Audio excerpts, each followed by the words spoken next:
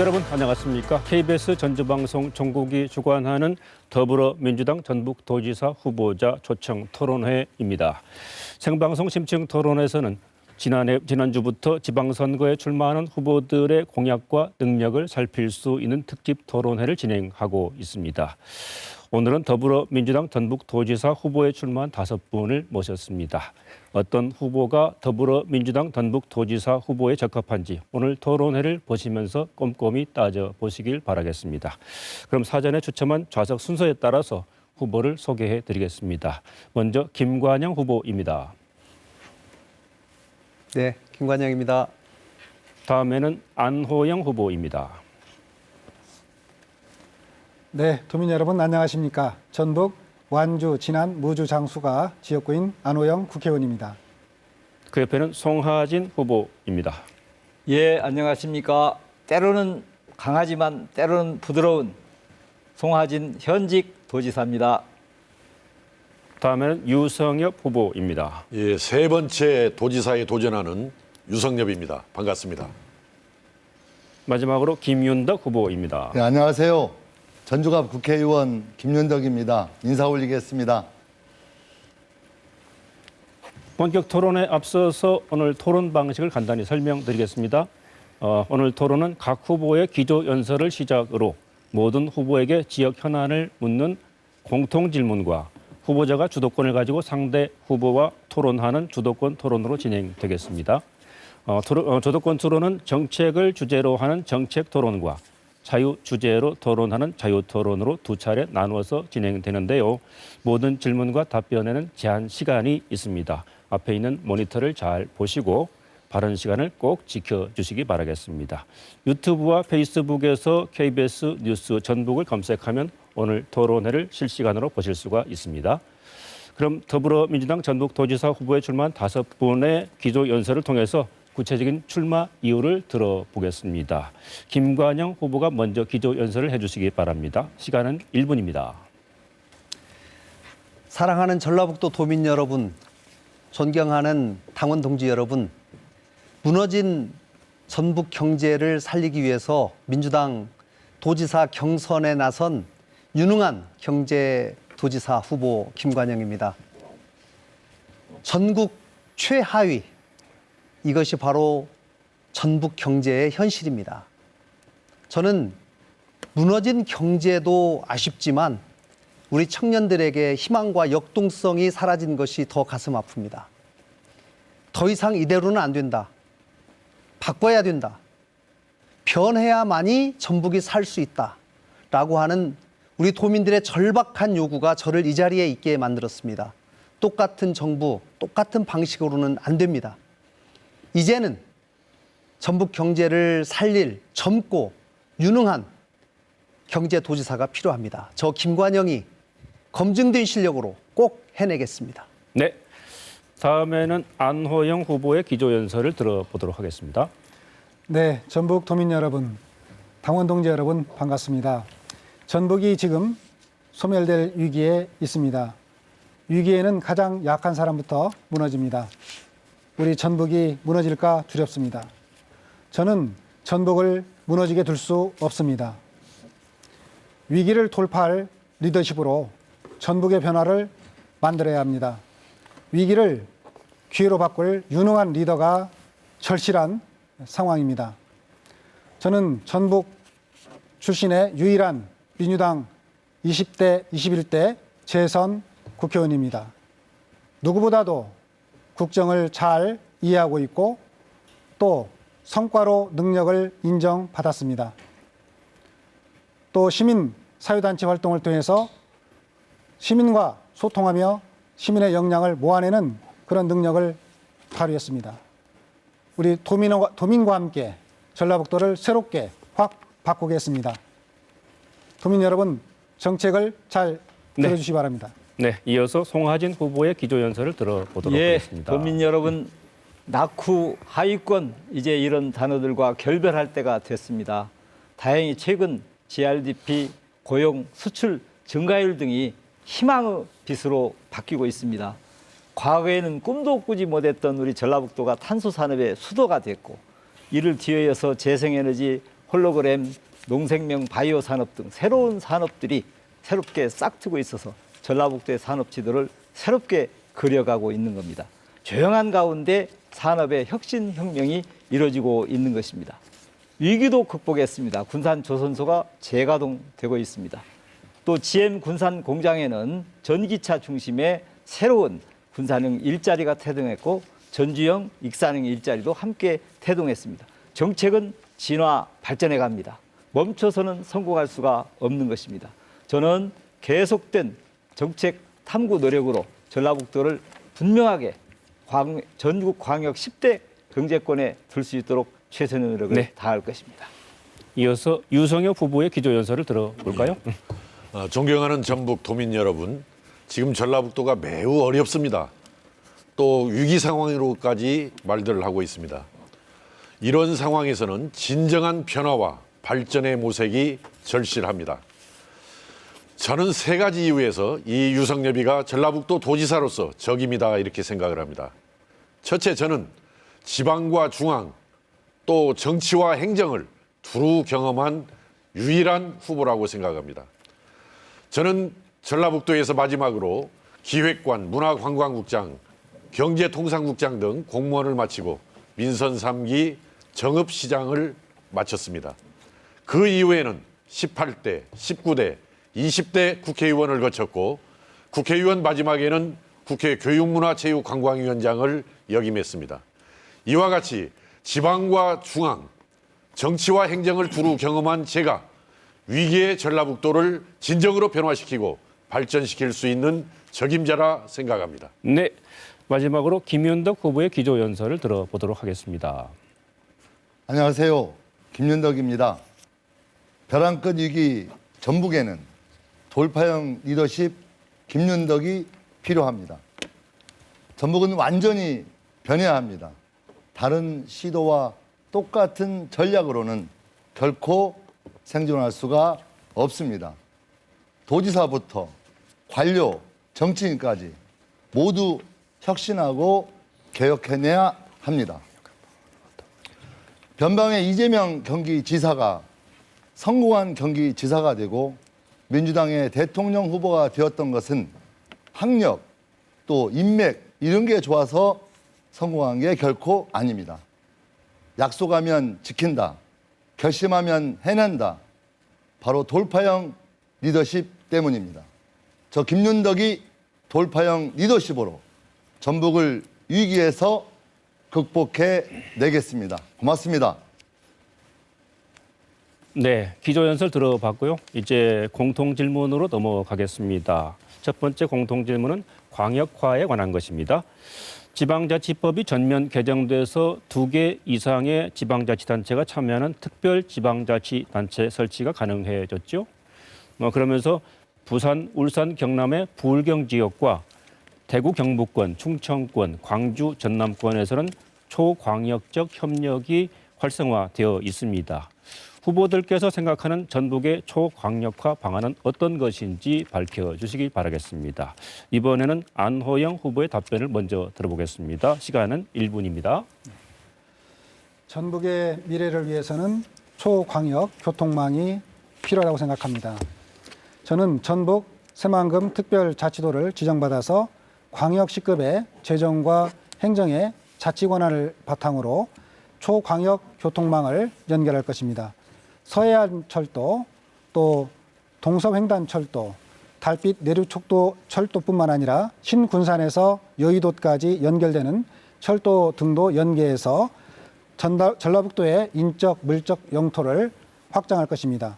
또 서울 세종간 고속도로와 익산을 연결해서 전라북도를 신행정수도와 연계되는 중심지로 키워나갈 계획을 갖고 있습니다. 전북 어디에 살든 전라북도와 전국을 하나의 생활권으로 묶어서 교통과 물류와 관광 인프라가 갖춰지게 될 것입니다. 네, 다음에는 송하진 후보가 답변해 주시기 바랍니다. 예, 최근에 초광역화 방안이 유행처럼 번지고 있습니다. 문제는 이 초광역화 협력이 정부로부터 행정적, 재정적 지원이 부여된다는 점입니다. 그렇게 되면은 광역시가 없는 우리 전라북도는 여기에 혜택을 볼 수가 없는 겁니다.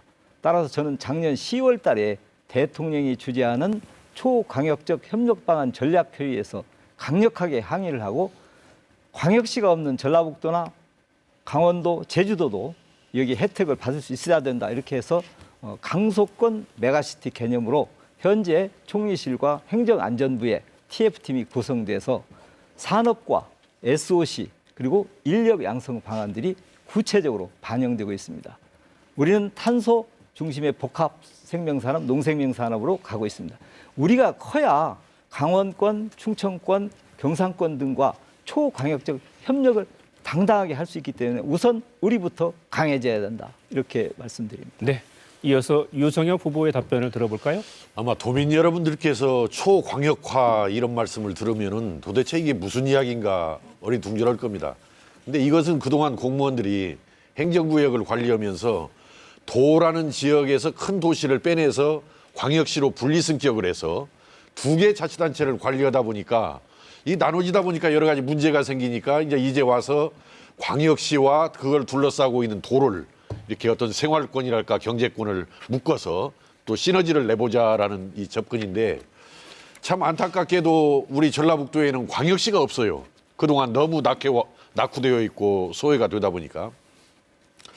그렇다고 우리 전라북도가 광주, 전남으로 끼어들자니 또는 충청권으로 끼어들자니 이거 너무 비참한 일이고 저는 여기에서 우리가 그러면 전주를 광역시로 만들 수 있을 것이냐 이것도 아직은 요원하고 결국은 새만금을 황골탈퇴시켜서 새만금과 나머지 우리 전라북도 지역을 이렇게 묶어내면서 시너지를 만들어내야 하기 때문에 네. 새만금의 황골탈퇴적 변화를 추구해야 한다 이렇게 생각을 합니다. 네. 초광역화 방안 들어보고 있는데요. 이어서 김윤덕 후보의 답변을 들어보겠습니다. 수도권에 대응하는 이 광역 메가시티 전략에 대해서 우리 전라북도의 현실을 인정해야 한다고 생각합니다. 아까 우리 송하진 후보님께서 말씀하셨던 것처럼 우리 전라북도가 강해지는 길을 택하면서 가야 되겠다. 구체적으로 전라북도가 강해질 수 있는 길, 저는 전라북도를 4개에서 5개 권역으로 단단히 뭉칠 수 있는 전략이 필요하겠다. 새만금권, 동북권, 전주 완주 통합권, 남북권 이런 형태의 단단한 전라북도를 만들어내고 전라북도를 14개 시군으로 갇히는 게 아니라 인근 주변에 약 20개 시군으로 전라북도의 경제 영토를 확장시켜 나가는 전략을 만들어내는 길이 저는 전라북도 메가시티 전략으로 타당하다 이렇게 말씀드리고 싶습니다. 네. 다음에는 김관영 후보의 초광역화 방안 들어보겠습니다. 네, 광역시가 없는 전라북도는 전라북도만의 장점을 최대화시켜야만이 자급자족한 별도의 새만금 전라북도 특별자치도를 만들 수 있다고 생각합니다. 그동안 새만금에 여러 사업이 있었지만 이것이 내륙으로 전달되는데 상당히 미흡했습니다. 이제는 익산에도 제2 혁신도시를 만들어야 됩니다. 새만금의 여러 경제적 노력이 내륙권으로 확산되도록 인프라를 더 빨리 구축해야 합니다. 제가 임기 내에 대기업을 5개 이상 유치하겠다라고 한 것도 이 메가시티 완성에 반드시 필요하기 때문입니다. 기업이 들어와야지 일자리가 생기고 메가시티가 완성되기 때문입니다. 기업이 일하기 가장 좋은 그런 전북을 만드는 일, 그것이 바로 저의 꿈이기도 합니다.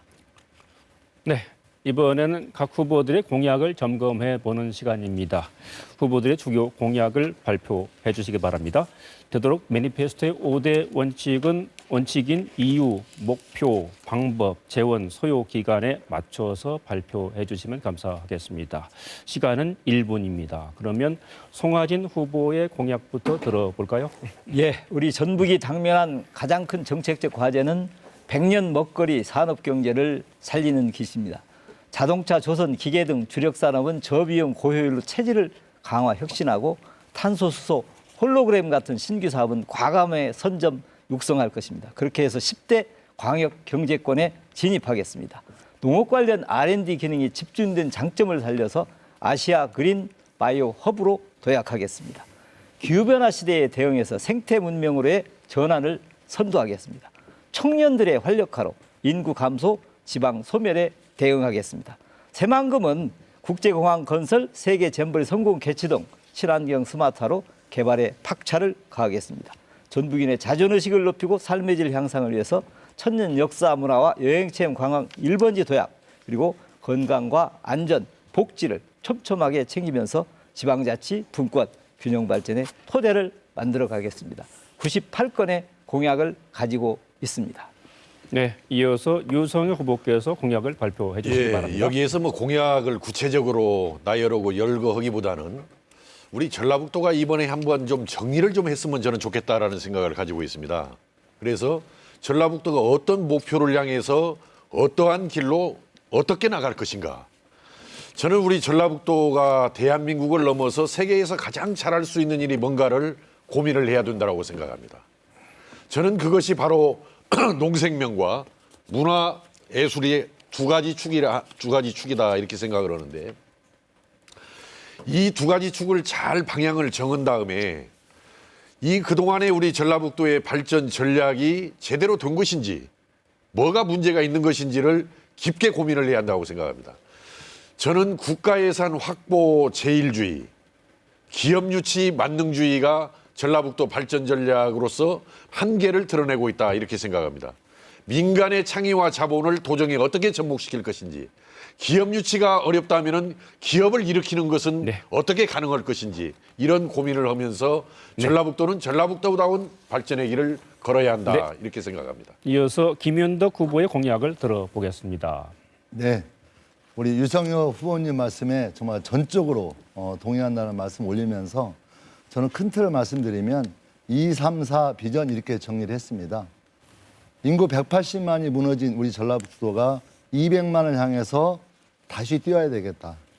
또 지난 8년간 연평균 경제 성장률이 1%대에 머물러 있었는데 이게 이제 3%대로 끌어나가 보자. 그리고 2만 8천 불 GRDP가 그 시대에서 이제 4만 불을 향해서 뛰어보자. 이런 목표 아래 아까 말씀드렸던 전라북도 경제 영토 확장 전략과 더불어서 청년기회 특별도를 만들겠다. 우리 청년들이 고향을 떠나지 않고 우리 지역에서 주거, 일자리 등 다양한 복지 혜택을 가지면서 활동할 수 있는 그런 청년기회 특별도, 이렇게 공약을 큰 틀로 정리할 수가 있을 것 같습니다. 예, 다음에는 김관영 후보께서 공약을 발표해 주시기 바랍니다.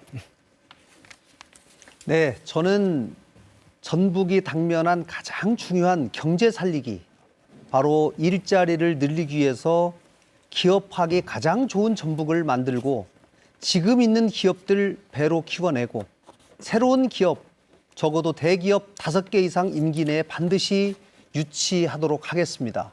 기존에 있는 제조업, 서비스업, 농생명 산업이 어우러지고 수산업까지 같이 어우러지는 조화된 발전 방안을 만들겠습니다. 새만금 참 어렵습니다. 그러나 저는 제 국회의원 임기 중에 새만금의 기업 유치를 위해서 장기 임대용지를 만들어냈습니다. 벌써 60만 평이 거의 분양이 다 끝났습니다. 거기에 기업들이 거의 차오고 있습니다. 더 많이 만들겠습니다. 100만 평 만들고 관광, 특구 더 확대시키겠습니다. 인프라 빨리 만들겠습니다. 네, 끝으로 안호영 후보의 공약을 들어보겠습니다. 네, 저는 첫째, 이재명 후보가 공약했던 전북 새만금 특별자치도를 만들겠습니다. 광역시급의 행정적, 재정적 자치 권한을 가지고 전라북도의 발전의 전기를 만들겠습니다. 저는 오늘 이 법안을 대표 발의했습니다. 둘째, 새만금, 군산, 익산, 전주를 30분대로 연결하는 전북 전철시대를 열겠습니다. 셋째, 전북형 캠퍼스 혁신파크 사업인 유니버시티를 추진하겠습니다. 전북의 대학들은 지역의 혁신 성장을 주도하는 스타트업의 산실이 되고 청년들은 지역에서 행복하게 살아갈 것입니다. 넷째, 농어민이 주체가 되는 농정을 시행하겠습니다. 농민수당을 1인당 연간 120만 원으로 확대하고 이재명의 농어촌 기본소득을 시범 실시하겠습니다. 도민정책축제를 개최해서 도민의 아이디어가 정책이 되게 하는 소통의 전라북도를 만들겠습니다. 네, 공약을 들어봤고요. 이제 후보자 주도권 토론으로 가겠습니다. 토론 방식을 설명드리면요. 각 후보에게 5분의 시간이 주어집니다. 주도권을 가진 후보는 상대 후보에게 질문과 보충 질문을 할 수 있는데요. 이번 주도권 토론은 정책을 주제로 하기 때문에 상대 후보들이 발표한 공약이나 정책에 대한 질문을 해주셔야 되겠습니다. 질문과 답변 시간은 1분이 넘지 않도록 해주시고 또 특정 후보에게만 질문이 집중되지 않도록 반드시 2명 이상에게 질문을 해주시기 바라겠습니다. 물론 인신공격이나 비방 발언은 안 됩니다. 그럼 순서에 따라서 유성엽 후보가 먼저 시작해 주시기 바랍니다. 예. 시간은 5분입니다. 네, 먼저 송하진 지사님께 먼저 질문을 예. 드리겠습니다. 아까 우리 송하진 지사님께서는 우리가 어려움을 겪다가 희망의 싹이 보이고 있다라고 희망적인 말씀을 주셔서 뭐 저도 또 그런 기대를 가져볼 수 있어서 좋겠구나 해서 이따 말씀을 들어보려고 합니다만은, 그러나 제가 가지고 있는 자료를 보면은 그 수출이 2013년 100억 불 수출 이후에 지속적으로 수출액이 떨어져서 2020년에는 58억 불 수출에 이렇게 그쳤고요. 또 1인당 지역 내 총생산을 보면은 강원도가 2014년 2,567만 원에서 2020년 3,223만 원으로 늘어났고, 충북이 2014년 3,172만 원에서 2020년 4,373만 원으로 늘어난 데 비해서 우리 전북은 2014년 2,468만 원에서 겨우 2020년 2,967만 원으로 늘어난 데 그쳤단 말이에요. 또 인구를 보면은 강원도는 변함이 없습니다. 154만이 그대로 154만을 유지하고 있고, 충북도 157만이, 충북은 오히려 한 2만이 늘어가지고 2022년 159만으로 늘어났는데, 우리 전북은 2014년 187만이었던 것이 2022년 178만으로 한 5% 정도가 줄었단 말이죠. 그랬을 때 과연 이렇게 줄어든 이유들, GRDP가 줄어든 이 이유들이 그 원인과 이유가 뭐라고 보시고 그 대책은 어디에서 차지할 것인지를 한번 말씀을 해주시면 좋겠습니다. 예. 제가 이미 첫 번 인사 때도 말씀드렸습니다마는 우리 전라북도는 그동안 산업화의 뒷전에 있었죠. 그렇기 때문에 경제의 체질이라든지 생태계가 완비되기까지는 많은 시간이 소요된다. 그렇기 때문에 저는 앞으로 산업의 혁신혁명을 이루겠다. 그렇게 공약을 하고 많은 새로운 산업들을 지금 수소산업, 탄소산업 등을 일으키고 있는 거지 않습니까? 또 하나는 광역시가 존재하지 않기 때문에 우리에게 어떤 집중화 효과가 적었다고 보여집니다. 그런 것들을 향해서 우리는 가야 된다. 과거에 저는 전주 안주 통합을 위해서 엄청난 희생적 노력을 했습니다. 그러면은 그 정도 제가 말씀을 듣고 그 한 가지 더 여쭤보고 싶은 것은, 저는 이게 도 발전 전략에 문제가 있었기 때문에 이런 결과를 맞았다고 생각을 해요. 예. 국가 예산만 확보하면은 우리가 잘 될 것이다. 기업 유치만 많이 끌어오면은 잘 될 것이다라고 우리가 내세우고 국가 예산 확보, 기업 유치에 올인을 했는데, 그 두 가지 사안은 우리가 노력한 것에 비례해서 이루어지는 사안이 아니거든요. 그래서 그러한 두 가지 전략 외에 민간의 창의와 자본을 도정에 접목시키는 노력, 또 기업 유치가 안 되면 우리가 기업을 만들어 나가는 노력, 이런 부분들이 좀 결여된 데 원인이 있지 않은가 이렇게 말씀을 드리면서 김관영 의원께 이어서 질문을 드립니다. 같은 연장선 속입니다. 네네. 대기업 5개를 유치하겠다라고 이렇게 말씀을 했는데, 특히 우리 김관영 의원 지역구에 있던 군산을 보면은 현대중공업이 중단이 됐단 말이죠. 또 그 다음에는 GM대우가 이렇게 지금 폐쇄가 되었단 말이죠. 그러면은 있던 대기업도 중단이 되고 폐쇄가 됐는데 어떻게 5개 대기업을 유치하겠다는 건지, 과연 저는 그 보관이 방안이 뭔지, 그저 선거 때 임박에서 이렇게 그냥 에드벌런 띄우는 차원이라면 상관이 없지만은 있었던 것도 제대로 지키기에 버거웠던 건데 어떻게 해서 5개나 기업을 유치하겠다는 거, 유치만 되면 얼마나 좋겠습니까마는 그 구체적인 그 보관에 대해서 말씀을 주시면 좋겠습니다. 네, 대기업을 유치하기 위해서는 정말 치열한 또 치밀한 계획과 노력 또 절박한 도지사의 노력이 저는 반드시 필요하다고 생각합니다. 제가 대기업이 5개 이상 유치하겠다라고 얘기한 것은 저 나름대로의 그동안 대기업과 일하면서 또 우리 전북에 꼭 필요한 아까 말씀하신 것처럼 현대중공업이나 GM대우 같은 경우는 전북이 제2, 제3의 공장을 갖다 보니까 그것이 경기가 하락되면서 제2, 제3 공장부터 철수하는 문제가 생겼는데요. 제가 생각하는 것은 대기업이 우리 전북에 처음으로 세우는 공장을 유치하면 그런 문제를 피할 수 있다라고 하는 것이고 전북의 강점을 가질 수 있는 농생명 산업이라든가 유통화 이런 것과 관련된 그런 기업들을 주로 네. 생각하고 있다고 5분이 다 말씀드리겠습니다. 지났네요. 5분이 짧죠? 나중에 또 보충 질문을 더 드려야 되겠네요. 또 시간은 너무 짧습니다, 있으니까요. 사실은. 김윤덕 후보로 넘어가겠습니다. 역시 5분의 시간을 가지고 다른 후보들에게 질문해 주시기 바랍니다. 2분 이상에게 질문해 주세요. 네, 저는 송하진 후보님께 질문을 드리겠습니다. 저는 전주, 완주, 또 완주, 전주 통합이 전북 발전을 위해서 꼭 필요하다고 생각되는데요. 우리 송하진 후보님 생각은 여전히 통합해야 된다 이렇게 생각하시는 거 맞습니까? 맞습니다. 네. 그러나 플러스 알파가 네, 이번 공약에서 추가됐다. 예, 꼭 전주 완주만이 아니라 요즘 지방 소멸 시대에 또 다른 자치단체도 통합이 가능하다. 하는 네. 점을 추가했습니다. 예. 우리 안호영 후보님께 질문드리겠습니다. 완주, 전주 통합 문제에 대해서 경제와 산업 연계가 더 중요하다 이렇게 말씀하시면서 사실상 반대를 한 것으로 알고 있는데요. 우리 안호영 의원님 생각 어떠신가요? 네, 저는 무조건 반대하는 게 아니다는 점을 말씀을 드립니다. 기본적으로 전주 지방자치단체 간의 통합 문제는 주민들의 동의가 선행돼야 된다고 보고요. 다만 이제 전주 완주의 통합 문제는 과거에 통합의 역사 속에서 여러 가지 갈등들이 있었고 아픔이 있었기 때문에 이게 지혜로운 너무 접근이 제압이 필요하다. 길어져서요. 예, 그런 점에서 일단 반대는 일단 지금 당장 뭔가 확실히 추진하는 건 반대하는 거 맞죠? 네. 저는 제가 도지사가 되면 1년 이내에 완주 전주 통합 문제에 대한 그 조직을 만들고 완주 국민과 직접 소통해서 수용 가능한 대안을 바로 찾겠다 이런 생각이 있는데 우리 안 의원님께서는 일단 그건 반대하시는 거죠?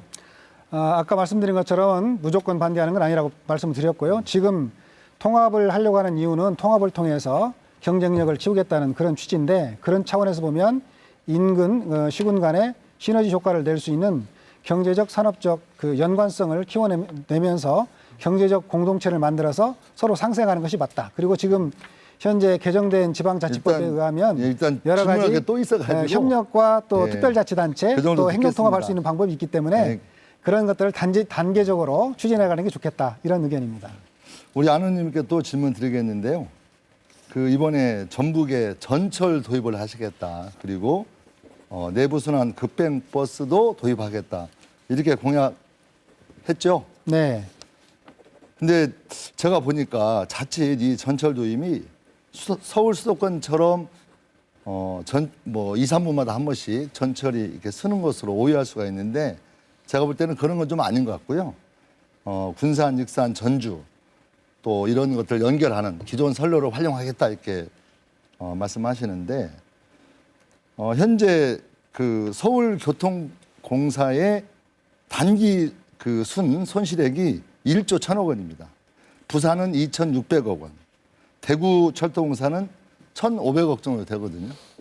이랬을 때 우리 전라북도의 전철 도입이 그런 뭐라고 할까요? 적자를 감당할 수 있겠느냐? 어느 정도 적자를 예상하고 있고 어떻게 예산을 확보할 수 있는 것인지 말씀 부탁드리겠습니다. 네.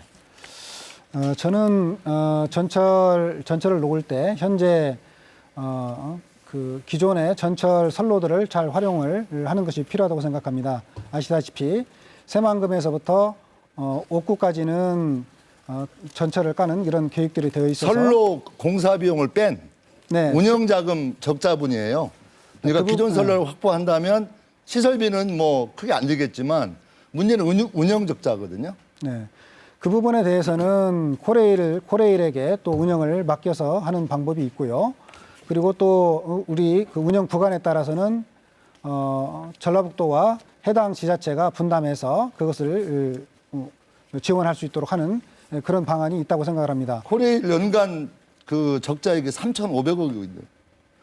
코레일에 맡긴다면 또 지방자치에 부담한다면 코레일이 어느 정도 부담할 수 그러니까 있고 그 어느 정도 적자를 운영하는 볼 수 있는지. 운영하는 비용이나 이런 부분에 대해서는 코레일에게 전적으로 부담한다는 뜻은 아니고요.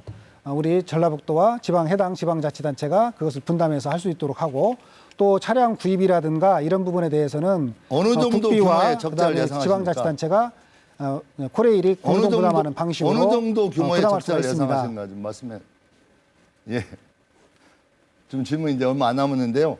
좀 우리 후보님께서 어느 정도의 적자를 예상하고 있고 이 적자는 어떻게 보충할 수 있겠다라고 하는 정확한 네. 예산 추기안을 좀 네, 시간이 다 부탁드리겠습니다. 돼서 마치겠습니다. 다음 기회에 또 질문을 하시면 될 것 같습니다. 그다음에는 김관영 후보께서 5분의 시간을 가지고 다른 후보에게 질문을 하시면 되겠습니다.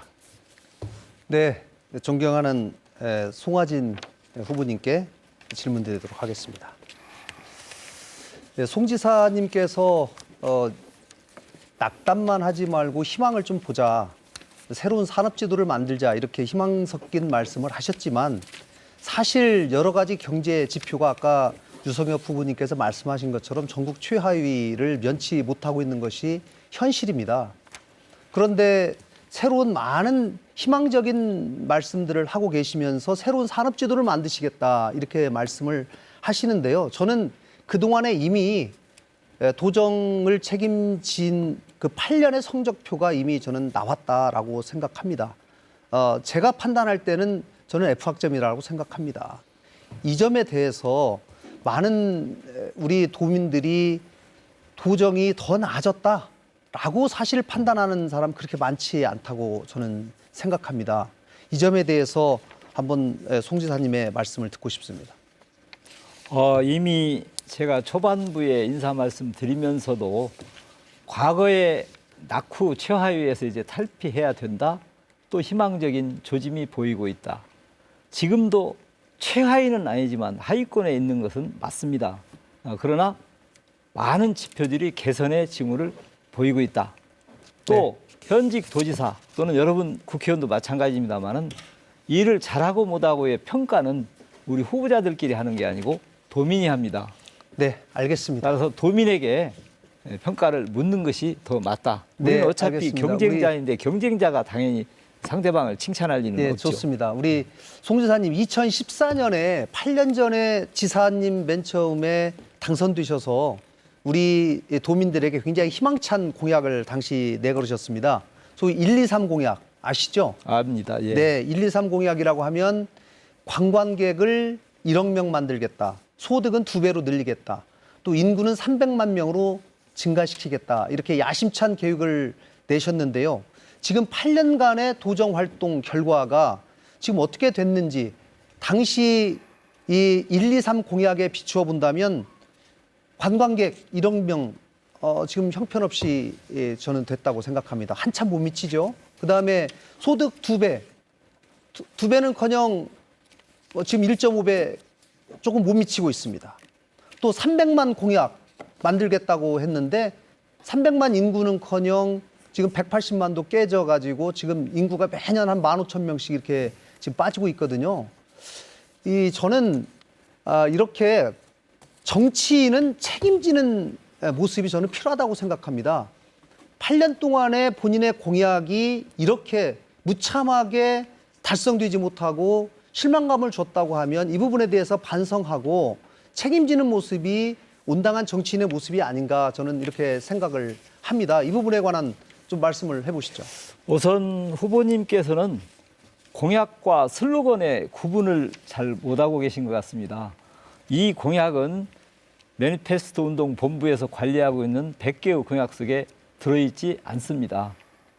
우리가 세계 최대의 수도로 만들겠다 하면 그게 공약이 아니고 희망을 갖자는 의미의 슬로건입니다.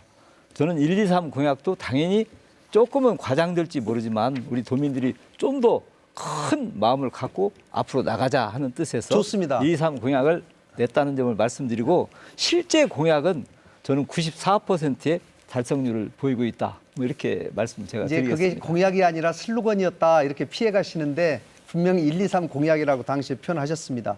아까 이제 그 공약 관련해서 탄소 산업 수도가 이미 됐다 이렇게 말씀하셨는데 전북연구원의 이슈 브리핑 보고서에 따르면 탄소 산업의 연관 기업이 경기도에 129개, 경남에 39개, 전북에는 35개만이 있어서 전라북도를 탄소 산업 수도로 말하기에는 상당히 역부족이다 이렇게 저는 생각이 드는데요. 제가 두 분에게 질문을 해야 되기 때문에 네네, 제가 다른 분한테 질문하시죠. 이제 안호영 후보께 질문하도록 하겠습니다. 네. 안 후보님 그 새만금의 그 아까 새만금부터 군산, 익산, 전주를 잇는 전철 말씀하셨는데요. 네네. 제가 그 철도청에 좀 알아보니까 그 새만금 인입철도로 이미 완성된 그 노선을 이용하면 전철로 활용할 수 있다 이렇게 안 후보님께서 말씀하셨는데 새만금 인입철도는 그 전철로 활용할 수 있는 용도가 아니라 지금 산업용 철도에만 국한돼 있다는 것을 제가 알게 됐습니다. 그 부분에 관한 좀 설명을 듣고 싶습니다. 안호영 후보께서 지금 이제 5분을 가지고 주도권 토론을 이제 진행하면 되는데 답변을 먼저 하고 하셔도 됩니다. 아닙니다. 제가 일단 뭐 네네. 제 거를 하고 네네, 말씀 그러시죠. 제 주도권 네. 토론을 하고 네. 그다음에 또 그 부분 말씀드리도록 하겠습니다. 먼저 저는 그 우리 김관영 후보님께 한번 좀 여쭤보겠습니다. 김관영 후보님은 이제 서민 경제 전문가 또 유능한 경제 도지사를 표방을 하셨습니다. 그런데 이제 제가 보면 김 후보께서 군산시에 국회의원 하는 동안에 군산이 GM 공장이 폐쇄가 되었고 또 현대조선소가 가동이 중단됐습니다. 다시 말해서 군산의 핵심 산업인 자동차 산업과 조선 산업을 잃어버렸을 때 그때 이제 우리 그 지역의 국회의원이 이제 김관영 후보님이다 이제 이런 얘기인데요. 그 당시에 저는 더불어민주당의 도당 위원장으로서 그 주민들과 함께 여러 가지 얘기도 들었고 또 고용위기 지역 또 산업위기 지역 이런 것들을 지정하는데 역할을 하고 또 그 당 지도부와 이런 문제들을 협의하는데 여러 가지 역할들을 했습니다. 그런데 실제로 우리 제가 보기에는 우리 김관영 후보님께서는 중앙 정치에서 여러 이런 정당에 주로 이제 그런 역할들 하시면서 그런 문제를 실제로 해결하는데 어떤 역할을 했는지 그거에 대해서 많은 그 의문들을 제기하는 부분이 있기 때문에 한번 그 부분에 대한 입장을 한번 듣고 싶습니다. 네, 군산에 위치한 현대중공업 군산조선소가 전 세계적인 조선업 굉장히 큰 위기로 인해서 조선소가 문 닫을 수밖에 없었던 그런 상황 대단히 안타깝게 생각합니다. 현대중공업 자체가 당시 파산의 위기에 있었기 때문에 불가피하게 이제 문을 닫았고 문 닫은 조선소를 다시 열게 하기 위해서 많은 노력을 그동안 기울였습니다. 미약하지만 이제 블록 공장이 내년부터 가동될 수 있도록 지금 되어 있는 것으로 알고 있습니다. GM 공장 문 닫은 것 대단히 안타깝게 생각합니다. 또 자동차 위기가 있었죠. 그러나 그것이 전기 자동차 공장으로 전환될 수 있도록 노력했다는 말씀을 드리겠습니다. 여쭤보겠습니다. 이제 아까 그 블록 내년에 이제 그 블록 공장이 이제 블록이 다시 생산될 수 있다는 부분에 대해서 말씀을 하셨고 어떻게 보면 참 다행스러운 일입니다. 그런데 실제로 그 당시에 우리 말씀을 잠깐 들어보면 현대 그 조선소 같은 경우는 문을 닫을 수밖에 없는 그런 형편이었다 이렇게 얘기를 하지만 경우에 따라서는 그것을 부분적으로 또 가동하는 여러 가지 방안이 있었을 수 있다고 생각을 합니다. 그 당시에도 우리 김관영 후보님께서는 그 군산 조선소를 다시 살릴 수가 없다. 이제 그런 취지로 얘기를 하는 바람에 많은 논란이 있었고 신영대 그 당시 신영대 지금은 신영대 의원이죠. 의원께서도 공개 토론까지 제안을 했었는데 그 부분을 또 회피하신 적도 있었던 것으로 이렇게 알고 있는데 지금 이제 돌이켜 생각하면 지금 21대가 됐지만 21대에 들어서 신영대 의원과 민주당이 여러 가지로 노력을 해서 지금 블록을 생산하는 방식으로 해서 부분적으로 재가동하기로 이렇게 한 걸 본다면 그 당시에 지역구 의원으로서 이런 대안을 찾고 하는 노력을 했더라면 그런 문제가 좀 더 해결되지 않았을까. 그 부분은 제가 조금만 드리고요. 해명을 드리겠습니다. 잠깐만요. 말씀을 드리기가 일방적인 주장이신 것 같은데 제가 신영대 의원님과의 공개 토론을 피한 적이 전혀 없고요. 지역구 국회의원으로서 군산조선소의 폐쇄를 막기 위해서 제가 군산 시민들과 얼마나 많은 노력을 했는지는 시민들이 더 잘 알 것입니다. 그리고 그것을 재개하기 위해서 부분 가동이든지 전체 가동이든지 잠깐만요. 예, 제가 또 다른 분 얘기 좀 해야 되니까. 많은 노력을 했다는 것을 그 부분에 대해서는 말씀드립니다. 여러 가지 지금 논란이 있어서 그 해명을 정확히 하는 게 좀 필요할 것 같고요. 우리 송하진 우리 후보님께 한번 여쭙겠습니다. 지금 이제 여러 가지로 경제 지표로 보면 우리 전라북도가 인구도 많이 지금 감소해 있고 또 경제력 지수나 이런 것도 상당히 지금 낮게 나타나고 있고 지방 소멸 위험 지역으로 좀 분류가 많이 돼 있습니다. 그래서 나름대로 이제 8년 동안 우리 도정을 이끌어 오느라 고생을 많이 하셨는데요. 이제 아까 출마 선언 취지에 보면 씨를 뿌리는 것을 이제 수확할 시기다 이제 이런 취지로 말씀하셨는데 제가 봤을 때는 지금은 수확하거나 이런 마무리하는 게 아니라 어찌 보면 더 성장할 수 있도록 더 일을 좀 벌이고 이렇게 투자하고 하는 이런 일들을 좀 더 벌여야 되는 시기가 아닌가 그런 생각을 하는데요. 어떻게 생각하시는지 한번 의견을 듣겠습니다. 옳은 말씀입니다. 제가 드리는 말씀은 지금까지 벌려놓은 사업들을 완성하는 그 단계를 또 뛰어넘어서 새롭게 창조하는 그런 미까지도 갖추겠다. 이렇게 제가 분명히 출마 선언문에 썼습니다. 정책은 정책을 놨습니다. 네. 5분 다 지났고요. 이제 송하진 후보께서 5분의 시간을 가지고 다른 후보들께 질문을 하시면 되겠습니다. 예, 제가 김관영 후보님께 이거 아마 잘 안 보이실 것 같은데 김관영 후보님이 공약을 큰 제목으로 이렇게 7개를 내셨는데 하나도 독창적인 공약을 찾지 못하겠습니다. 대선 공약 또는 재공약 제가 그동안 해왔던 일들로 다 묶어져 있다. 자, 우선 이 말씀을 드리고요. 그러면서 우리 전라북도를 멋지게 하겠다 이제 이렇게 말씀하셨고 2012년도에 민주통합당 공천으로 19대 국회의원 하셨습니다. 16년에 탈당하셨습니다. 국민의당으로 가셨습니다. 2018년도에 바른미래당을 창당하셨습니다. 20년에 탈당하셨습니다. 20년에 무소속으로 총선 출마를 하셨고 드디어 21년 작년 말에 더불어민주당에 입당을 하셨습니다. 저 같으면 아마 견디기 어려웠을 건데 이렇게 혼란스러운 인생을 사시면서도 잘 살아온 것이 부럽습니다. 저는 아까 우리 유성엽 의원, 안우영 의원님께서 말씀하셨는데 바로 20대 국회의원 당시에 군산 조선소가 무너지고 GM 공장이 문을 닫았습니다. 저는 그 군산 조선소 재가동 그리고 GM 공장을 군산행 일자리로 생산하는데 엄청난 노력을 기울였습니다. 아까 신영대 의원님의 노력도 말씀하셨는데 김관영 의원님이 정말 공을 많이 들였다는 얘기는 별로 들어보지 못했습니다.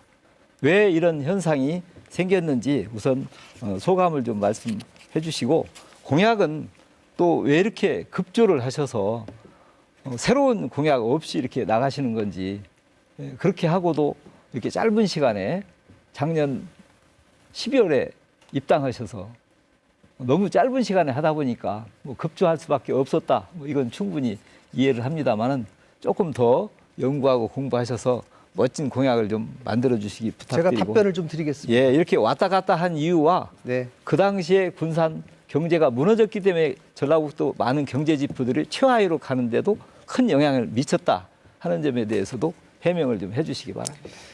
네, 공약이 별로 독창적이지 않다 이제 이렇게 말씀을 하셨는데요. 제가 이렇게 말씀드렸습니다. 지금 대통령 선거가 끝난 지가 지금 한 달도 채 되지 않습니다. 이런 상황에서 대통령 선거 과정에서 전라북도에 가장 필요한 공약들, 정책들을 모아서 이재명 후보가 전라북도의 대표적인 공약으로 이미 발표를 했기 때문에 저는 이재명 후보가 대통령이 됐더라면 당연히 그 공약이 지켜지겠지만 대통령이 되지 못한 상황에서도 저는 이재명 후보가 낸 그런 전라북도의 대표 공약들을 앞에 내걸고 반드시 새로운 정부와 소통해서 그 공약들을 이루겠다라고 하는 의지의 표현이었다라는 말씀 드리고요. 그 외에 제가 그 후속적으로 여러 개의 제 독창적인 공약들을 발표했다는 말씀 드리겠습니다. 당적 문제에 대해서 제가 말씀드리겠습니다. 당시 2016년에 더 좋은 개혁, 진보를 위해서 많은 민심에 따라서 국민의당을 창당했다는 것은 아마 우리 도민들도 이해를 하실 것입니다. 그 이후 6년 동안의 기간 동안 제가 민주당의 당원들, 사랑하는 당원들에게 불편함을 끼친 점도 있었을 것입니다. 그 점은 제가 사과를 분명히 드리겠습니다. 그러나 국민의당 이후에 당명이 좀 변경됐지만 제가 당적은 변하지 않고 오로지 탈당 한 번 한 겁니다. 그리고 민주당에 다시 복당했을 뿐입니다. 작년 12월 10일 대통령 선거를 앞두고 이재명 후보가 새로운 자, 이제 정부 구성을 뭐, 해서 꼭 필요하다고 네, 했기 그 정도 때문에 됐고요. 제가 또 한 제가 분에게 이제 더 여기 질문을 미로로 해야 들어온 되니까. 거죠. 네. 우선 우리 그 김윤덕 의원님 네. 대도시권 광역교통관리특별법 그 개정안 내셨죠. 네. 저는 그 뒤에 강서도시권 교통시설 지원 특별법을 제정하기 위한 노력을 지금 하고 있습니다. 사실은 목적은 비슷하죠. 전라북도가 광역시가 없어서 여러 가지 교통면에서 불이익을 당한다는 점. 네. 이 두 가지 안을 어떻게 조화시켜서 앞으로 해결해 나갈 것인지 멋진 한번 대안을 좀 제시해 주셨으면 좋겠습니다. 저는 두 가지 법을 조화롭기보다는 좀 순서라고 봅니다.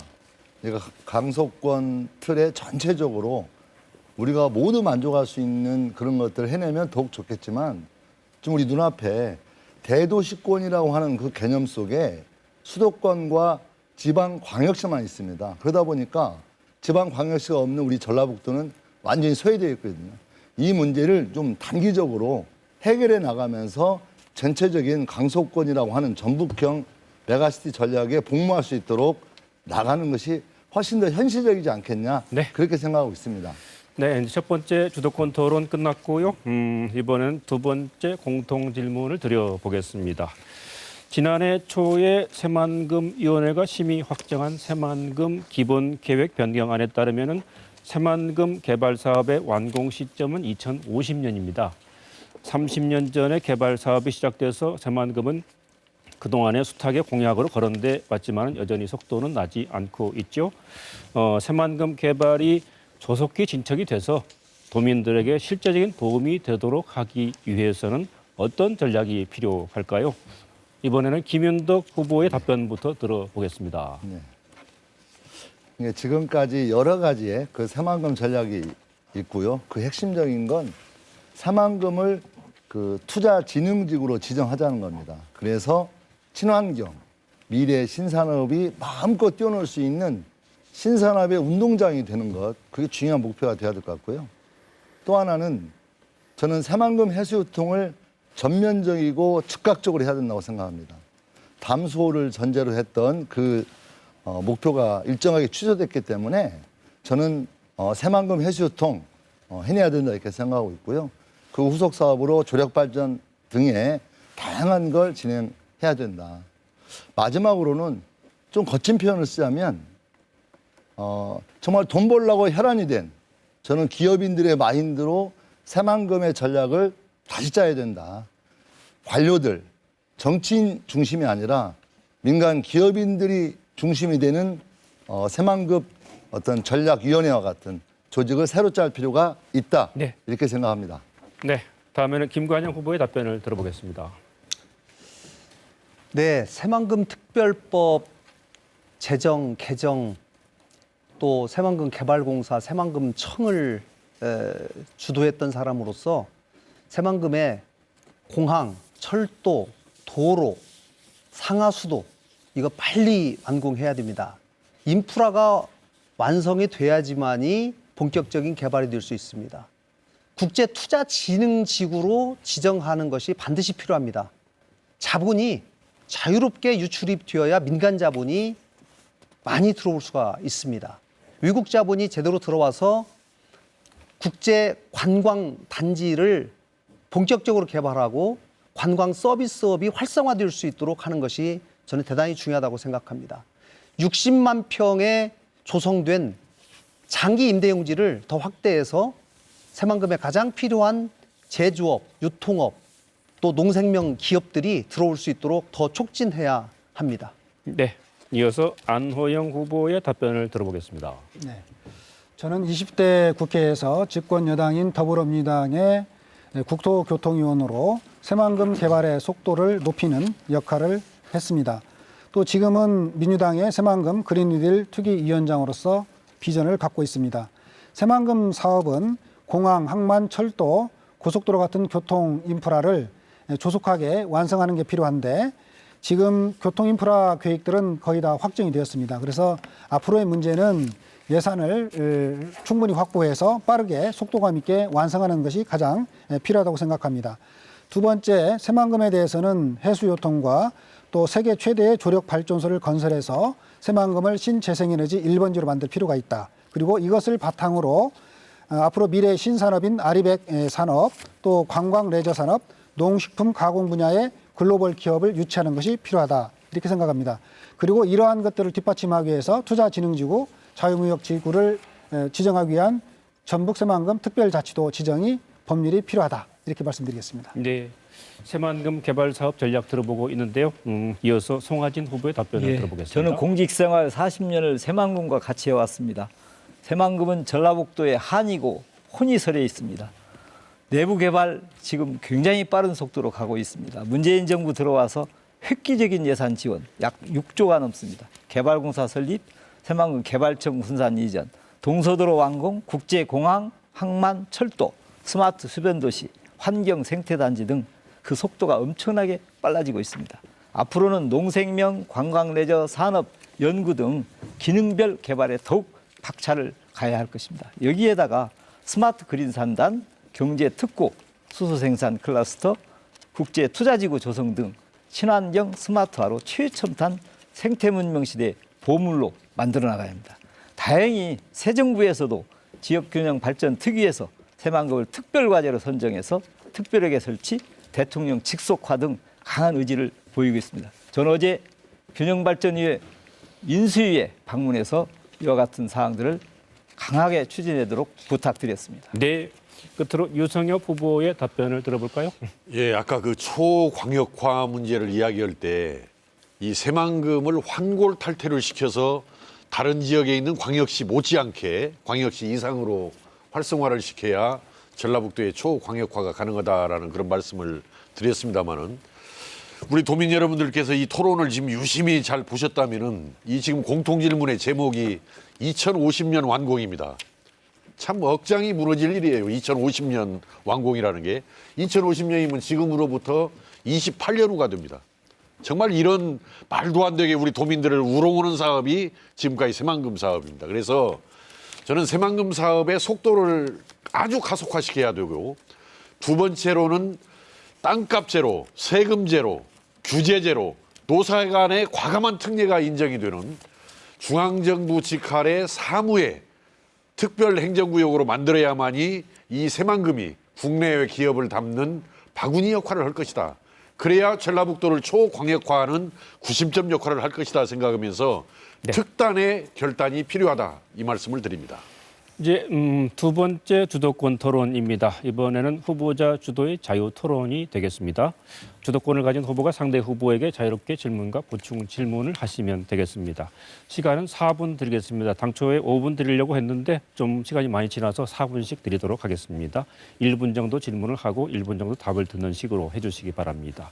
다시 말씀드리지만은 인신공격이나 비방 발언은 절대 안 됩니다. 김관영 후보께서 먼저 진행해 주시죠. 네, 송하진 지사님께 여쭤보도록 하겠습니다. 송 지사님께서 지난 3월 31일에 출마 선언을 하신 뒤에 제 기사에 나온 얘기입니다. 일부 시민단체가 출마 선언하기 전날에 송 지사 재임 8년간 전북 지역의 산업이 엉망이 됐다라고 이렇게 주장을 한 것에 대해서 우리 송 지사님께서 통상적으로 나오는 경제 지표와 관련해서 공부 좀 해라라고 이렇게 쓴소리를 한 것으로 기사가 나왔습니다. 그러시면서 경제 수준을 나타내는 지표, 지역 내 총생산이 12위인데 어떻게 전국 최하위냐 이렇게 이제 말씀을 하셨어요. 그렇게 말씀하신 적 있으십니까? 12 정도 된다. 그러니까 꼭 최하위라는 표현을 굳이 써야 되느냐 이렇게 말씀했죠. 네, 그렇습니다. 그런데 이제 제가 찾아보니까 지역 내 총생산이라고 하는 것은 인구수에 따라서 다를 수밖에 없는 것이고 우리가 전국의 17개 지자체 중에서 우리보다 낮은 데를 제가 찾아보니까 인구가 우리보다 현저히 적은 강원도, 대전, 광주, 제주, 세종 이런 데가 우리보다 적어요. 다만 이제 지역에 있는 총생산을 인구수로 나눈 1인당 소득 이게 사실 중요한데 이거는 사실 전국 최하위가 맞거든요. 그렇기 때문에 지사님께서 우리에게 그런 비난을 좀 회피하시고자 좀 유리한 자료만을 말씀하시면서 공부 좀 하라라고 이렇게 말씀하신 것이 사실 저로서는 조금 책임지는 정치인의 자세는 아니다라는 그런 생각이 듭니다. 이런 부분에 대해서 전국 최하위 사실 우리가 어렵다. 그러나 앞으로 더 이렇게 잘해보자. 이렇게 좀 말씀하셨으면 더 좋았을 것 아니겠느냐라는 그런 생각이 저는 드는데 그 부분에 관해서 좀 예, 해명을 하시죠. 우선 저는 가능하면 부정적인 것보다 긍정적인 쪽을 택합니다. 그것이 좀 더 칭찬이 오히려 고래도 춤춘다고 하듯이 우리 스스로 자학할 필요는 없는 것이 아닌가. 1인당 GRDP 증가율도 최근에 전국 2위를 기록하고 있습니다. 그 얘기는 과거에는 그랬다 할지라도 지금은 상당히 희망적이다 하는 것을 나타내주는 지표가 되기 1인당 때문에 GRDP 굳이 최하위 이렇게 늘 할 필요가 있는지. 현실이 그런 거를 부인할 수는 없지 않습니까? 현실이 이건 팩트니까요. 자, 하나 더 여쭤보겠습니다. 지난 1월 5일에 송 지사님께서 이런 발언을 하셨어요. 지자체장만 3기로 제한이 되어 있는데 나머지 기초광역 국회의원은 임기 제한이 없다. 지자체장도 3기, 4기도 할 수 있도록 구분 없이 가는 날도 아마 올 것이다. 이렇게 말씀을 하셨는데 그렇게 말씀하신 것은 사실이죠?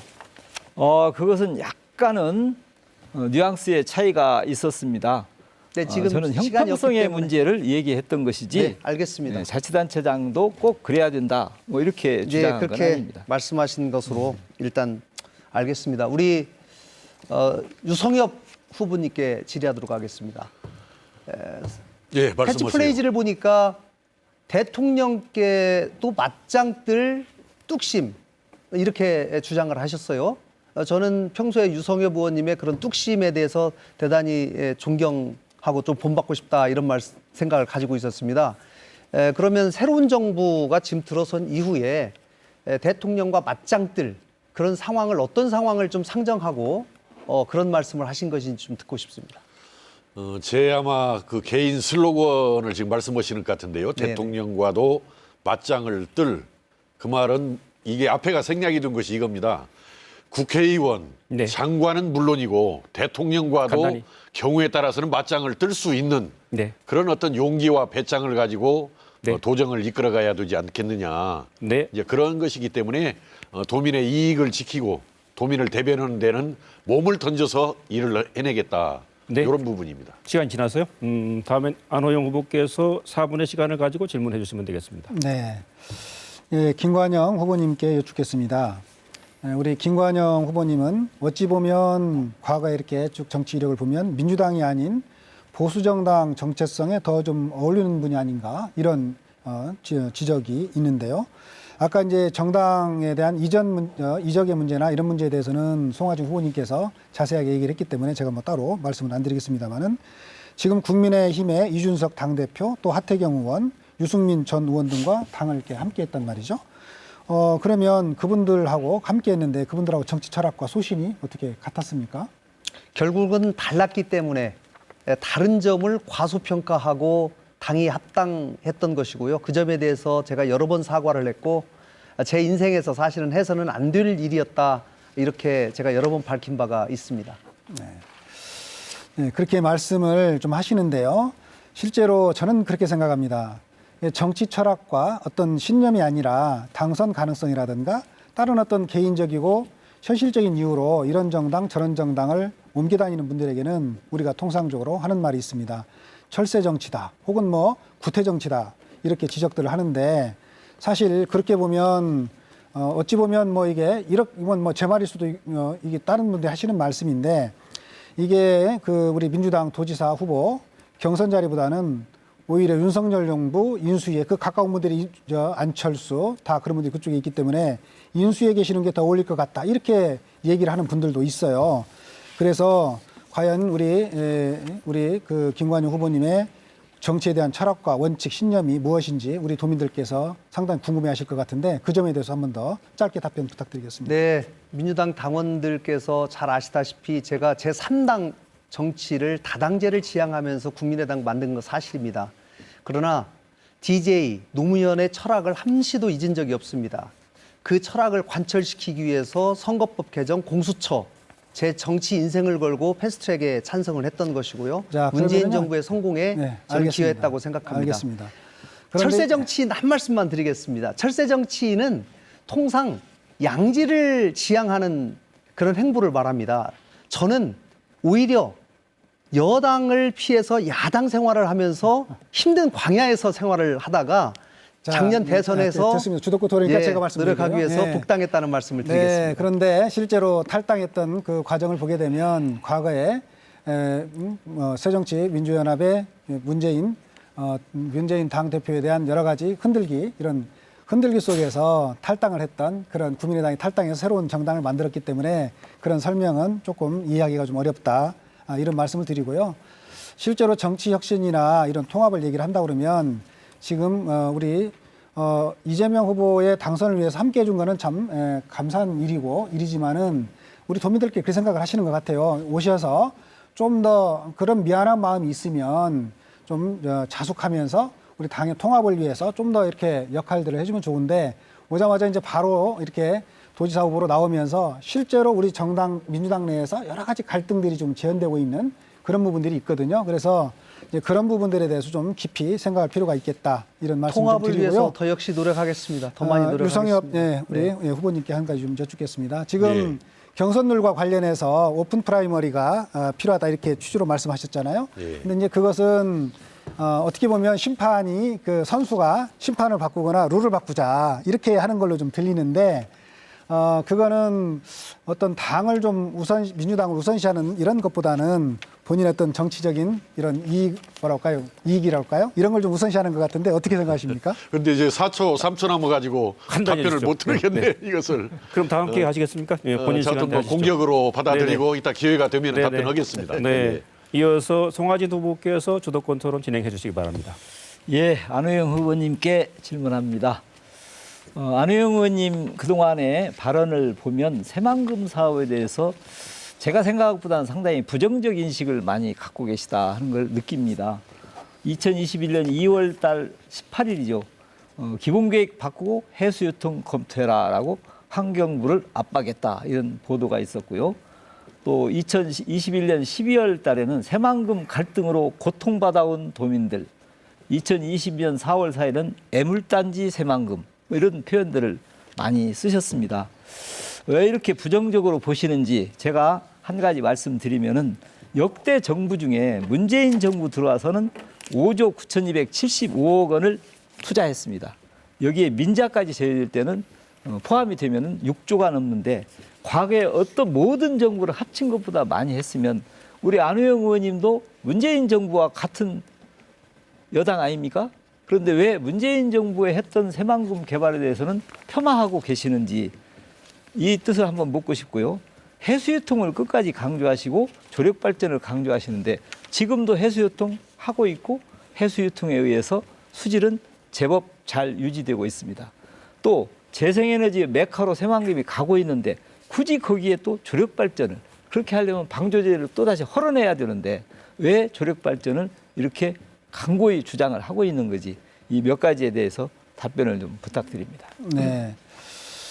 제가 그 새만금에 대해서 무조건 부정적으로 말씀하거나 폄훼하는 것은 아닙니다. 다만 91년도에 방조제를 받기 시작해서 지금 30년의 세월이 흘렀는데 아직도 이제 새만금의 이런 사업들이 제대로 진행되지 않는 부분에 대한 도민들의 이런 답답한 심정들을 제가 표현은 했다 이렇게 말씀드리고요. 그러면서 동시에 저는 다른 그 정권 때는 늦었지만 우리 문재인 정부에 들어와서 속도감 있는 새만금을 추진하겠다 이렇게 약속을 했고 문재인 정부 들어와서 다른 어떤 정부보다도 새만금의 각종 그 교통 인프라 예를 들어서 항만이라든가 선박이라든가 고속도로 철도 이런 부분에 대해서 실제로 많은 진척들이 있었고 또 동서도로라든가 이런 것들은 개통이 됐죠. 그런 측면에서는 제가 문재인 정부에 들어와서는 새만금과 관련된 속도가 많이 있었다. 그리고 예산도 많이 투자했다. 이렇게 말씀드리고 있다는 점은 분명히 말씀드리고요. 전체적인 기조가 매우 그것은 비관적이라는 오해입니다. 그것은 뜻입니다. 오해고 과거에는 그랬는데 문재인 정부 들어와서 실제로 속도감 있게 새만금이 이루어졌다라고 하는 거는 제가 분명하게 여러 차례 그런 말씀을 드렸기 때문에 혹시 그 점에 대해서는 오해를 안 해주셨으면 좋겠다. 앞으로는 좀 더 느껴지게 표현을 좀 해주시기 그래도 부탁드립니다. 좋겠고요. 그다음에 이제 해수유통 문제나 조력발전 문제는 그렇습니다. 지금 사실상 우리 사실상 해수유통을 하고 있고 또 사실 농업용지에 대해서는 별도의 농업용수 공급 대책이 세워져 있기 때문에 저는 사실상 해수유통을 되돌리기는 어렵다고 생각을 합니다. 그러면 우리 전라북도나 이제 정부에서도 이걸 2023년까지 그때 봐서 해수유통 여부를 결정하겠다 이럴 것이 아니고 해수유통을 하는 것이 수질이라든가 또 어업을 살린다든가 또 관광 어떤 해양 레저 스포츠를 하는데 도움이 되기 때문에 지금 이 자리에서 해수유통에 대한 방침을 우리 도에서도 명확하게 해주면 아니, 지금도 그걸 전제로 하고 해서 있는데 그걸 하자는 얘기는 무슨 뜻인지 네? 지금 하고 있습니다. 해수유통을. 지금은 하고 있는데요. 네, 하고 있는데 해수유통 지금 하자는 하고 얘기는 있는데 무슨 뜻인지. 지금 우리 전라북도에서는 2023년에 가서 그때 가서 지금 그때 그 MP가 그렇지 않습니까? 23년도에 가서 해수유통 여부에서 입장을 결정을 한번 하겠다. 더 지금 그렇게 한 거 질문해야 아닙니까? 그러니까 그러면 그럴 일이 답변 아니고 그만해달라고 예, 요구할 수 있습니다. 하시고 유성희 의원이 섭섭해할 것 같아요. 그래요? 네. 네. 근데 헐라면은 좀 시간을 남겨놓고 아니, 질문을 글쎄 주셔야지. 말이에요. 너무 그렇지 않아요. 이게 아주 노련한 토론자들이어가지고. 다 지났습니다. 다 지나버렸어요. 예, 그럼 이제 다음에 유성현 주시죠. 여 예. 후보께서 이제 자문을 가졌거든요. 근데 질문해 주시죠. 제 차례죠. 네. 예. 오늘의 그 질의 답변 아주 백미를 꼽으라면은 아까 그 김관영 의원께서 송하진 지사께 1, 2, 3 공약을 지키지 못한 거 아니냐라고 질의를 하니까 우리 또 송하진 후보께서 1, 2, 3 공약은 공약이 아니고 슬로건이었다라고 이렇게 답변을 해가지고 아주 날카로운 질문과 아주 노련한 답변이 아주 교차되는 명장면이었다고 생각합니다. 어떻든 이 선거에 나오는 사람들은 정말 우리 도민들, 국민들과의 약속을 잘 지켜야 한다라고 말씀을 드리면서 이 스킬로만 세상을 살아갈 수는 없는 것이다. 이렇게 말씀을 드립니다. 아까 우리 김관영 의원께서 유성엽이 지금 슬로건을 문제를 삼았어요. 대통령과도 맞짱을 뜰 했는데 저는 3월 23일 날 우리 김관영 의원께서 저 MBC 어떤 토론인가 뭐 방송 토론에서 이렇게 말하는 걸 보고 참 상당히 안타까움을 느꼈어요. 뭐라고 그랬냐면은 그 당시 이제 그 야당 지사가 됐을 때 중앙정부와 어떻게 소통을 해나갈 것이냐 하니까 안철수 전 국민의당 대표가 새 정부에서 중요한 역할을 하고 있다. 또 김한길 국민통합위원장 이런 분들이 윤석열 정부에서 중요한 역할을 하고 있기 때문에 그분들과 소통을 가장 잘할 수 있는 사람은 나 김관영이다. 그래서 야당으로서 여당과 소통뿐만 아니라 중앙정부와의 소통만큼은 정말 자신 있다. 이렇게 말씀을 했는데 저는 이것을 지켜보는 우리 도민들이 어떤 심정이었을까 생각해 보면은 정말 우리 위기에 어려운 전라북도를 타개해 나가기 위해서는 이런 개인적인 인연을 이게 거론해서 이게 말하는 걸 보고 과연 김관영 의원한테 우리 그 전라북도의 선장 자격을 맡기고 싶은 생각이 들었을까? 저는 이런 개인적인 인연도 경우에 따라서는 활용할 수 있겠지만은 정말 대통령과도 맞짱을 뜰 수 있는 용기와 배짱을 가지고 우리 전라북도를 정말 과감하게 이끌어가는 그런 결연한 그런 태도가 중요하다고 생각하는데 매우 참 아쉬운 답변이었고 그 입장이었다라고 생각하는데 거기에 짧게 한번 거기에 대해서 한번 의견을 말씀해 보시기 바랍니다. 네, 제가 이제 우리가 대선에서 졌기 때문에 5년 동안 야당의 생활을 해야 됩니다. 야당에서의 전라북도 지사의 역할은 새로운 정부와도 충분히 소통을 해서 전라북도의 이익을 지켜내야 된다라고 하는 그런 그러니까 취지입니다. 지금 현재는 시간이 너무 이제 짧으니까 전라북도의 이익을 지키기 위해서는 어떤 사람과도 소통하고 자, 제가 볼 때는 이익을 가져오는 노력을 해야 대단히 된다라고 하는 그런 취지에서 말씀드렸다는 아쉽다라는 점을 말씀을 드리겠습니다. 드리면서 네.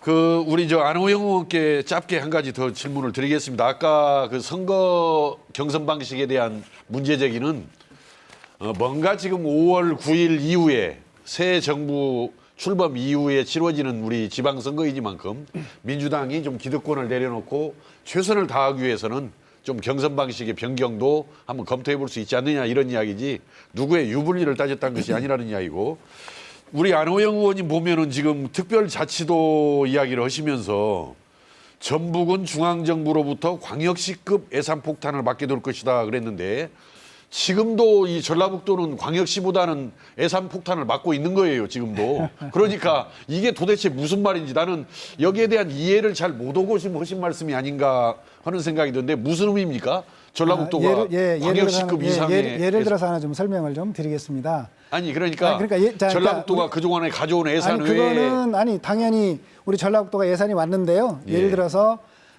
우리 제주도에 이제 제주도가 특별자치도로 지정이 되어 있는데 이 특별자치도의 경우에는 교부세 지방 보통 교부세를 지급을 할 때 소요액과 필요액 사이의 그 차액에 대해서는 그 가산을 해서 또 지급하는 부분이 있기 때문에 그런 네. 부분에 대해서 더 예산이 들어간다 네. 이런 얘기입니다. 여기서 끝내야 되겠습니다. 시간 다 시간이 지났습니다. 너무 빨리 가죠. 네네, 빨리 지나죠. 마지막으로 김현덕 후보께서 4분의 시간을 가지고 주도권 토론 진행하면 되겠습니다. 예. 아까 우리 안호영 후보님께 그 질문에다 미쳐보내 가지고요. 전라북도에 전철을 도입하고 내부 순환 급행버스를 도입하겠다고 하셨는데 부산하고 김해 전철 간 그 적자 폭이 매년 400억입니다. 알고 계신가요? 안호영 후보님? 네, 그 적자포는 제가 모르겠습니다. 예, 부산하고 김해가 매년 400억인데 그 전철의 적자가 너무 늘어나니까 부산과 김해 시외버스 노선을 줄이고 있어요. 그래서 전철과 내부순환 급행버스 이 두 개의 노선을 다 하겠다라고 하는 게 매우 어려워 보이는데 가능하다고 생각하십니까? 네, 두 가지 다 우선 분양하셨는데요. 저는 뭐 가능하다고 생각을 합니다. 우선 전철 문제는 실제로 아니요, 그 답변 예를 들어서 해주시고요. 편성 후보님께 운행하는 다른 방식이라든가 질문도 해야 여러 가지 되니까. 의해서 예산 적자 폭이나 이런 게 달라질 수 있기 때문에 단정해서 말하기는 좀 어렵다 이렇게 말씀드리겠습니다. 그러니까 그 폭에 대해서는 좀 따로 적자 폭에 대해서 준비해 주시고요. 안영 후보님, 네. 그 대도시권 광역교통망 계획에 130조가 투입됩니다. 수도권에 97조, 지방 광역시에 27조, 엄청난 돈이 투입되는데 광역시가 없는 전라북도, 충청북도, 강원도는 제로예요. 그래서 대도시권이 광역교통 그 계획에 대해서 수도권 중심법 내지는 완전한 지방 소유법이라고 생각하고 있거든요. 동의하십니까? 다시 한번 말씀해 주시겠습니까? 대도시권 광역교통망 계획에 대해서 수도권은 97조, 지방 광역시는 27조 그러거든요. 근데 광역시가 없는 전라북도에는 제로입니다. 이 법에서 어떻게 생각하세요? 그 점이 잘못됐다고 생각을 하는 거죠. 그래서 실제로 이제 광역 단위를 연결할 수 있는 교통망들을 잘 만들어야 되는데 그 만드는 방법으로 우리 김윤덕 의원님께서 얘기하는 대광법 있는 거고 그다음에 이제 우리 안 의원님 제 질문 그게 아니고요. 예. 그 대도시권 광역교통망 그 법을 처음 만들 때 민주당에 있는 지방 국회의원 중에서는 유일하게 안호영 의원님만 2번씩이나 공동 발의를 하셨어요. 우리 도민들에게 사과할 의향 없으십니까? 지방 소외법에 민주당에 있는 대부분 수도권과 부산권 의원들이 주도해서 이 법을 만들었는데 지방 국회의원 중에서는 안호영 의원님만 2번씩이나 공동 발의에 참여했다는 거죠. 저는 도민들께 사과를 하는 게 좋다고 보는데요.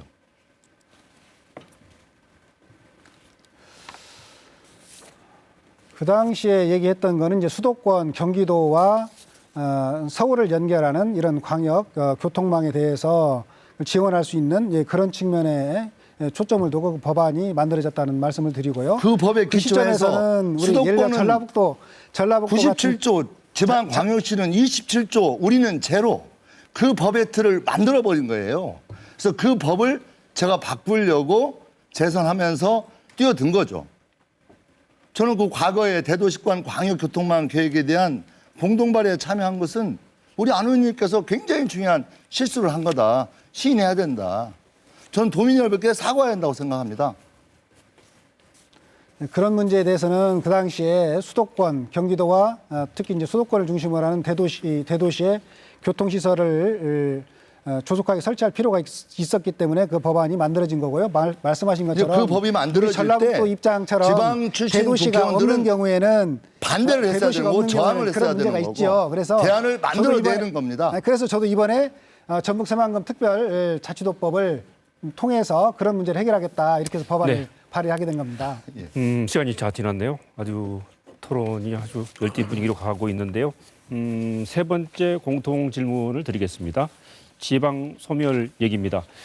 지난달 통계청의 사회 지표와 인구 동향 조사에 따르면 지난해 전라북도의 인구는 178만 1000명으로 전년보다 10,000명 정도가 줄었습니다. 인구 감소는 전북 지역의 문제만은 아닙니다만은 전북이 우리나라 전체 인구에서 차지하는 비율이 감소하고 있다는 점에서 크게 우려하지 않을 수가 없는데요. 이런 가운데 전북의 14개 시군 가운데서 11개 시군이 인구 소멸 위기에 처해 있죠. 전북의 인구 유입과 인구 증가를 위해서 어떤 대책이 필요하다고 보시는지 제시해 주시기 바라겠습니다. 안호영 후보께서 먼저 답변을 해주시겠습니까? 1분입니다. 시간은. 예, 저는 국가균형발전특별법을 개정해서 지방 소멸 대응기금 10조 원을 조성하고 지방 소멸 우려 지역에 지원할 수 있는 법적 근거를 만들었습니다. 또 14개 시군 중에서 11개 지역이 지방 소멸 지역인 전북에 도움이 될 수 있다고 생각합니다. 우리 전라북도의 인구 감소는 청년 인구의 유출이라는 측면에서 문제의 심각성이 큽니다. 청년들이 일자리를 찾아서 전북을 떠나고 또 기업은 인력을 찾지 못해서 또 전북을 떠나는 악순환의 고리를 끊어야 합니다. 저는 청년들이 원하는 미래 신산업에 일자리를 만들고 대학을 중심으로 창업과 또 취업으로 일을 하고 주거와 분화복지를 지원하는 시스템을 만들어서 그게 이제 유니버시티라고 할 수 있는데요. 청년들이 전북을 떠나지 않도록 만들 생각입니다. 또 귀농, 귀촌 정책을 강화하고 농어촌 기본소득을 시범 실시하면서 인구 감소와 지역 소멸을 막는 중장기 계획을 세워나가도록 하겠습니다. 네, 다음에는 송하진 후보께서 예. 답변을 해주시기 바랍니다. 근본적으로 인구 감소는 지방 소멸, 청년 유출, 대학 위기 등 모든 문제의 시발이라고 봅니다. 수도권 인구 50% 넘긴 지가 불과 2, 3년 전입니다. 사망률이 출산율보다 높은 데드크로스가 20년에 왔습니다. 이에 대해서는 많은 대책이 있겠지만 우선 단기적으로 인구 증가책으로는 결혼부터 생애 마감까지 복지 체계를 튼튼하게 세우는 일이다. 그중에서도 청년 정책에 비중을 두고자 합니다. 청년들의 주택 공급, 출산 지원, 자동차 구입 등 재정적 지원을 통해서 지방을 떠나지 않고 결혼하고도 아이를 낳아 잘 살 수 있는 구장을 만드는 거죠. 또 교통, 통신비도 지원하고자 합니다. 둘째는 아무래도 일자리입니다. 산업혁신혁명으로 산업을 융성시켜서 문화도 융성시키고 복지 수준도 높여나가는 겁니다. 마지막으로 현재 중앙정부의 균형발전 정책을 과감하게 시행을 하고 지금 현재 시행되는 지방 소멸 기금도 1조 원 수준에서 네. 3조 원으로 증가시켜야 됩니다. 네, 그다음에 유성엽 후보께서 답변을 예, 해주시기 뭐 바랍니다. 인구 증가 문제는 이제 자연 증가를 높이는 것은 이제 출산율을 높이는 문제인데 이것은 뭐 국가와 함께 엄청난 노력을 해줘야 할 문제고 그러면은 출산율을 높일 수가 없을 때 이제 사회적 요인에 의한 인구 증가 문제를 우리가 이제 추진을 해야 되는데 이것도 아주 본질적인 접근을 해야 한다고 봅니다. 기업 유치해서 일자리 만들고 소득을 만들면은 사람들이 몰려들 거 아니냐. 근데 만약에 기업 유치가 뜨던 대로 안 되면은 그 인구 못 늘리는 거 아니에요. 저는 이 문제도 우리 전라북도가 가장 잘할 수 있는 일이 뭔가. 앞에서도 제가 몇 번 강조를 했습니다마는 문화와 생명입니다. 이러한 두 개의 주제를 가지고 뭔가 일자리를 만들고 기업을 일으키는 노력을 해가지고 여기에 살고 있는 사람들이 즐겁게 살아가면은 우리 논어에 나오는 근자열 원자래라는 이야기가 있습니다. 여기에 살고 있는 사람들이 즐겁게 살아가면은 멀리 떨어져 있는 사람들이 전라북도 사람들 참 즐겁게 사는구나. 찾아가서 같이 즐기고 놀다 보면은 나도 전북에 가서 살아야겠구나. 이런 현상으로 이어지게끔 본질적인 노력을 해줘야 한다. 이렇게 말씀을 드립니다. 인구 유입, 인구 증가 대책을 들어보고 있는데요. 다음에는 김현덕 후보의 답변을 들어보겠습니다. 그러니까 결국 본질은 경제입니다. 경제가 활성화되어야 된다는 거고요. 우리 청년들이 일을 할 수 있는 일자리가 있어야 된다는 거고, 또 우리 청년들이 이 지역에서 뿌리 내리고 살 수 있도록 여러 가지 다양한 형태의 복지라든가 주거 문제를 해결할 수 있도록 노력해야 된다. 저는 결국 본질은 그거라고 보고 있고요. 또 하나는 수도권으로 몰리고 있는 수도권 집중을 극복해내고 국가 균형 발전을 해내야 되겠다. 그래서 제1차 공공기관 이전 이후에 저는 국회에서 가장 먼저 제2차 공공기관 이전이 필요하다는 걸 역설했고요. 또 혁신도시에 있는 인재 채용 문제에 대해서 그 지역 인재 채용을 더 확대하는, 그 지역 인재를 쓸 수 있는 폭을 확대시키기 위해 노력해왔고, 이런 국가 균형 발전의 획기적인 전환이 있어야 되겠다. 그 두 측면이 당면에서 가장 중요한 문제다. 이렇게 말할 수 있습니다. 네, 다음에는 김관영 후보께서 답변해 주시기 바랍니다. 청년들이 떠나지 않고 전북에 머무르면서 일을 하기 위해서는 일자리를 늘려야 합니다. 제조업뿐만 아니라 관광 서비스업, 농생명 산업의 일자리를 늘릴 수 있는 것들을 연구하고 거기에 집중해야 됩니다. 청년들이 결혼해서 살 수 있도록 주거 문제 해결하고 보육, 양육 문제에 관해서 특별한 관심을 저는 기울이겠습니다. 저는 출산 장려금을 시군에서 지급하는 것과 합해서 1,000만 원을 지급하겠다고 공약했습니다. 또 보육 관련해서는 사립유치원에서 추가 비용 부담하는 거, 민간 어린이집에서 추가 부담하는 거 없애겠습니다. 도에서 지원하겠습니다. 그리고 교육 문제와 관련해서도 국제학교를 전북에 반드시 유치하겠습니다. 이러한 정주 여건을 개선함으로써 떠나지 않고 머무르는 전라북도를 꼭 만들어내겠습니다. 네, 이제 토론을 정리해야 될 시간이 됐습니다. 마지막으로 마무리 발언을 듣도록 하겠습니다. 1분을 드리려고 했는데 시간이 많이 지나서 30초씩만 드려야 되겠습니다. 간단히 정리해 주시기 바랍니다. 순서는 기조연설의 역순으로 김현덕 후보께서 먼저 해주시기 바랍니다. 벼랑끝 전북, 정말 떠나는 전북 이대로 괜찮습니까? 저는 아무도 돕지 않던 이재명 후보를 전북에서 처음으로 외롭게 지지했습니다. 이재명 후보의 약속은 지킨다, 결심하면 해낸다, 그 뚝심 하나를 믿고 지지했습니다. 전라북도 뚝심 돌파형으로 새로운 전라북도 희망이 넘치게 하겠습니다. 감사합니다. 네, 다음에는 유성엽 후보 순서입니다. 네, 우리 전라북도 과거에는 우리나라 중심 중에 중심이었습니다마는 지금은 변방 중에 변방으로 전락을 한 상황입니다. 이제 다시 변방에서 중심으로 일어서야 할 때입니다. 우리 도민 여러분, 서로 손을 맞추 잡고 일으켜 세웁시다. 일어서서 앞으로 나아가십시다. 이 유성엽이가 앞에서 끌어들이고 뒤에서 밀어주면서 앞으로 나아가야 합니다. 도민 여러분 힘내시기 바랍니다. 열심히 하겠습니다. 이어서 송하진 후보께서 마무리 발언해 주시기 바랍니다. 도민 여러분, 그동안 꿈도 꾸지 못했던 새만금 국제공항을 계획을 확정시키고 탄소산업, 수소산업을 일으키고 세계 잼버리를 유치하는 등 제 고향을 위해서 일하는 기쁨보다 더 큰 기쁨은 없었습니다. 도민 여러분, 그동안 저에게 정말 큰 신뢰를 보내주셨습니다. 한 번 더 신뢰해 주시면 분골 쇄신해서 산업혁신혁명으로 광역 10대 경제권에 반드시 들어가도록 최선을 다하겠습니다. 감사합니다. 다음에는 안호영 후보의 마무리 발언 순서입니다. 네, 도민 여러분, 지금 전라북도가 여러 가지 어려움에 처해 있습니다. 이 어려움을 극복해 나가기 위해서는 우리 전라북도를 이끌어가는 새로운 리더십을 만들어야 된다고 생각합니다. 이 리더십은 우리 전라북도 도민들과 소통하면서 전라북도의 도민들의 역량을 하나로 모으고 그 모아진 역량을 가지고 그 모아진 역량을 가지고 적극적으로 과감하게 도전하는 그런 리더십이 필요한 때라고 생각합니다.